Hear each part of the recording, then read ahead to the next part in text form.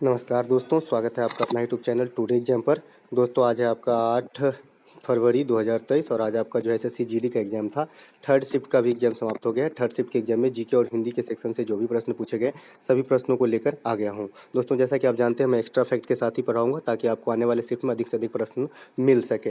एक प्रश्न पूछा गया था 2022 में झारखंड का मुख्यमंत्री कौन है, तो ये आपका हेमंत सोरेन है। आपको मैं बता दूं कि सीएम और राज्यपाल इन दोनों पे जो है एक होल वीडियो इसी प्रकार का जैसे आप अभी स्क्रीन पे देख रहे हैं उसी प्रकार का फोटो के साथ वीडियो दे दिया है। आगे का काम आप लोगों का है क्योंकि बहुत दिन जो है बीच में स्किप किया गया, लेकिन अभी भी जिनका एग्जाम बाकी है वो सीएम जरूर देख के जाए क्योंकि क्वेश्चन सब दिन पूछे जा रहे हैं। झारखंड के जो वर्तमान में राज्यपाल है वो श्री रमेश बैस साहब हैं। अगला प्रश्न पूछा गया था सरस्वती का पर्यायवाची शब्द कौन सा नहीं है, तो सरस्वती का होता है बीना वादनी, शारदा, ये सब सरस्वती का पर्यायवाची होता है। इसके अलावा जो ऑप्शन में दिए गए होंगे यह आपका राइट आंसर हो जाएगा। अगला एक प्रश्न पूछा गया था इससे पहले वाले ही शिफ्ट से और सब दिन समझाते आया हूँ कि भारत में हरित क्रांति की शुरुआत किस दशक में हुई।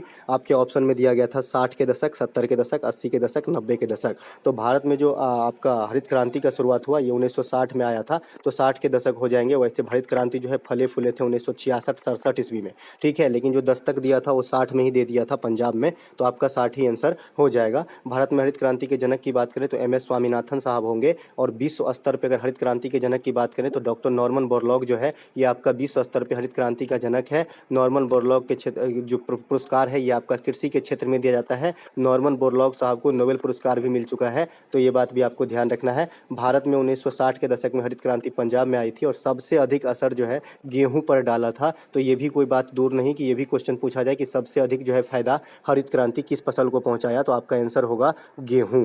अगला एक प्रश्न पूछा गया था कि भारत का दूसरा सीडीएस, ये पहले भी बताया हूँ, पीडीएफ भी लिख के रखा हूँ कि भाई साहब कि भारत का दूसरा सीडीएस जो है ये आपका लेफ्टिनेंट अनिल चौहान को बनाया गया। और मजे की बात यह भी है कि ये जो है ये भी उत्तराखंड राज्य से ही बिलोंग करते हैं। भारत के जो पहले सीडीएस थे ये आपका जनरल बिपिन रावत साहब हैं। इनकी जो है हेलीकॉप्टर क्रैश में जो है दुर्घटना में मृत्यु हो गई थी, तब से लेके ये पोस्ट वैकेंट था, लेकिन अब भर लिया गया है और दूसरा सीडीएस के रूप में जो है आपका अनिल चौहान को डिप्यूट कर लिया गया है। इसके अलावा जो आपका बिपिन रावत साहब हैं इसे पद्म विभूषण भी दिया गया था वर्ष 2022 के लिए। आपको याद होगा कि 2022 में 4 आदमी को पद्म विभूषण दिया गया था, इसमें से आपका एक डॉक्टर बिपिन रावत साहब भी शामिल थे।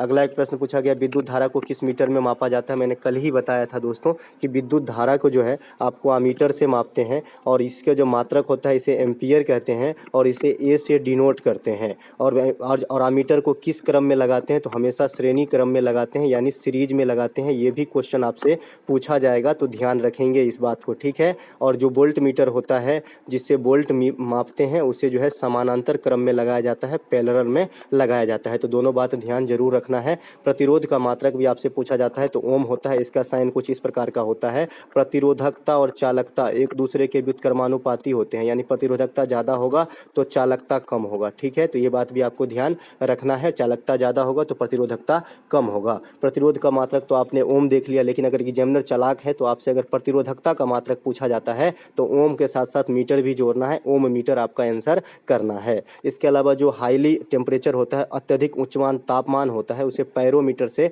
मापा जाता है। पैरोमीटर से जो है आपको अत्यधिक टेम्परेचर को मापा जाता है, क्योंकि टेम्परेचर मापने की यंत्र तो थर्मामीटर भी है, लेकिन ये शरीर की टेम्परेचर मापता है। बहुत कम टेम्परेचर, शरीर की टेम्परेचर जो 36 डिग्री सी लगभग 37 डिग्री सी के बराबर होता है वही माप पाता है आपको थर्मामीटर। हाईली के लिए पैरोमीटर का उपयोग करते हैं। अगला एक प्रश्न पूछा गया कि भारत के संविधान के जो 8वीं अनुसूची कि भारत के संविधान में भाषा को किस अनुसूची में रखा गया है, तो ये आपका 8वीं अनुसूची में रखा गया है भाषा को। और वर्तमान में कितने भाषा है, तो 22 भाषा है और 6 शास्त्रीय भाषा है, ठीक है। जब संविधान लागू हुआ था उस समय 14 भाषा को जो है दर्जा दिया गया था, बाद में 8 भाषा सिंधी, कोंकणी, मणिपुरी, नेपाली, बोडो, संथाली, मैथिली और डोगरी, ये 8 भाषा को संविधान संशोधन के द्वारा जो है अटैच किया गया था। अब 6 शास्त्रीय भाषा कौन कौन सा है, देखिए मैं सब दिन बता रहा हूँ कि भाई क्लासिकल डांस से क्वेश्चन आ रहा है, शास्त्रीय भाषा से भी क्वेश्चन आएगी, और मैं जब जब क्लासिकल डांस की बात आई तब मैं शास्त्रीय भाषा आपको जरूर बताया। ये कौन कौन से हैं, तो तमिल है जो तमिलनाडु का है, तेलुगु जो है आंध्र प्रदेश और तेलंगाना का है, मलयालम केरल का है,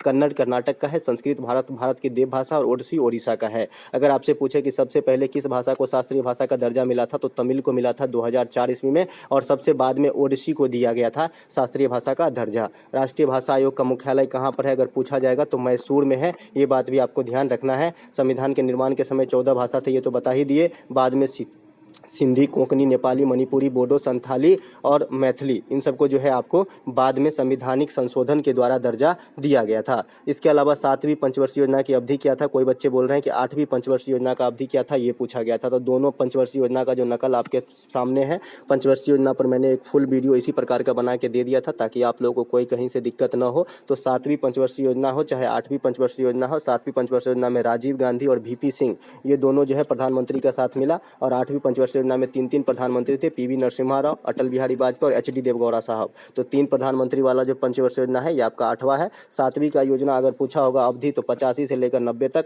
8वीं का पूछा होगा तो 92 से लेकर 97 तक। आपको मालूम है कि 91 में जो है कोई चीज़ का जो है पंचवर्षीय योजना में साल शामिल नहीं रहा था, उस समय रोलिंग प्लान आया था। बात करें इसमें जो है मतलब इसका जो है उद्देश्य क्या रखा गया था, तो पूर्ण उत्पादकता से उत्पादकता का स्तर को बढ़ाना और रोजगार को सृजित करना 7वां का जो है उद्देश्य था।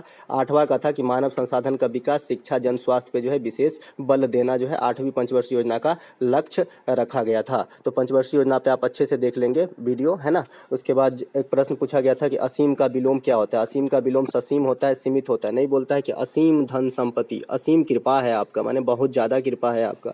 इसका उल्टा जो हो जाएगा ससीम हो जाएगा, सीमित हो जाएगा। इसके अलावा एक प्रश्न पूछा गया था कि मोहिनी अट्टम नृत्य में कितने स्टेप होते हैं? देखिए मोहिनी अट्टम जो है केरल का नृत्य है, ये क्वेश्चन को थोड़ा टफ किया गया यहाँ पे, और ये शास्त्रीय नृत्य है। इसमें 24 स्टेप होते हैं आपके, 24, 26, 30 और 32 ऑप्शन दिया गया था, तो 24 राइट आंसर करके आना था। इसके अलावा एक प्रश्न आपसे पूछा गया था कि केरल के जो विशु त्यौहार होते हैं वो किस धर्म के लोग मनाते हैं? देखिए केरल के जो विशु त्यौहार है ये आपका हिंदू धर्म के लोग मनाते हैं। वहाँ पे हिंदू, बौद्ध, मुस्लिम इस प्रकार के 4 ऑप्शन दिए गए थे, सिख भी थे ऑप्शन में, तो यहाँ पे जो है आपको हिंदू धर्म को टिक करके आना होगा।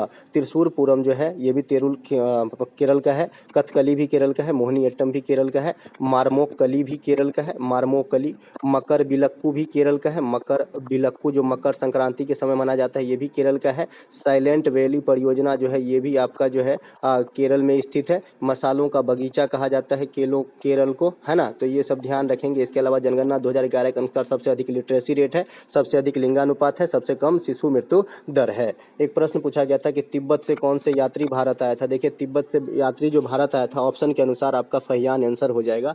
फहियान जो है आपको चंद्रगुप्त द्वितीय जिसे विक्रमादित्य कहा जाता है उसी के काल में आए थे, ये गुप्त शासक थे, है ना। इसके बाद जो है एक और तीर्थयात्री भारत आया जिसे हर्षवर्धन कहते हैं, हेनसांग कहते हैं, और ये हर्षवर्धन के काल में भारत आए थे, और इन्होंने है CUK नामक पुस्तक भी लिखा था, और इसे यात्रियों का राजकुमार भी कहा जाता है, ठीक है, पिलग्रिम का राजा कहा जाता है, यानी तीर्थयात्रियों का राजकुमार कहा जाता है आपको हर्षवर्धन को। तो ये बात भी आपको ध्यान रखना है। हर्षवर्धन से जो युद्ध हुआ था नर्मदा नदी के तट पे, ये तो आपको पता ही होगा। इसके अलावा एक प्रश्न पूछा गया था कि मिल्खा सिंह ने किस खेल में जो है पदक जीता था, है ना, तो मिल्खा सिंह में जो है आपका राष्ट्रमंडल खेल के अंदर जो है पदक जीत पाए थे। ये क्वेश्चन पूरी क्लियर नहीं है कि कौन सी पदक, क्योंकि मिल्खा सिंह के जीवन में तो पदक ही पदक हैं, ठीक है। तो ये क्वेश्चन बताइएगा कि ये क्वेश्चन पूरा क्या था। वैसे मिल्खा सिंह को जो है फ्लाइंग सिख कहा जाता है, और ये पाकिस्तान के जो है प्रधानमंत्री इनको फ्लाइंग सिख का दर्जा दिया था। मिल्खा सिंह के बेटा का नाम आपका जीव मिल्खा सिंह है, जो आपका क्या खेलते हैं, गोल्फर हैं। क्या है, गोल्फर हैं, आपका गोल्फ खेलते हैं, कौन, जीव मिल्खा सिंह।